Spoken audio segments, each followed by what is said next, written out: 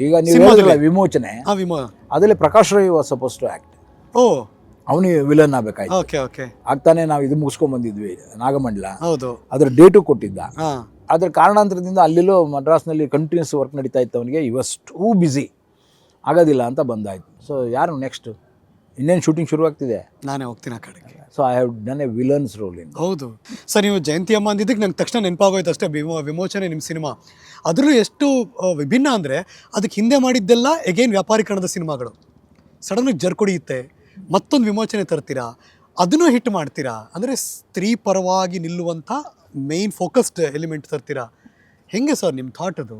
ನಾನು ಆಗಲೇ ಹೇಳಿದಾಗೆ ನನ್ನ ಒಂದೊಂದು ಸಿನಿಮಾವು ಬೇರೆ ಬೇರೆ ಆಗಿರಬೇಕು ಅನ್ನುವ ನನ್ನ ಹುಡುಕಾಟ ಇತ್ತಲ್ಲ, ಅದು ಕೇವಲ ಮೇಕಿಂಗಲ್ಲಿ ಅಷ್ಟೇ ಅಲ್ಲ, ಕಂಟೆಂಟಲ್ಲೇ ಆಗಬೇಕು. ನೀವು ಕಂಟೆಂಟ್ ಚೇಂಜ್ ಆದಾಗ ಮಾತ್ರ ನಿಮ್ಮ ಅಪ್ರೋಚ್ ಚೇಂಜ್ ಆಗುತ್ತೆ. ನಿಮ್ಮ ಅಪ್ರೋಚ್ ಚೇಂಜ್ ಆದಾಗ ನಿಮ್ಮ ಸ್ಟೈಲ್ ಡಿಸೈಡ್ ಆಗುತ್ತೆ, ಯಾವ ಸ್ಟೈಲಲ್ಲಿ ಈ ಸಿನಿಮಾ ಮಾಡಬೇಕು ಅನ್ನೋದು.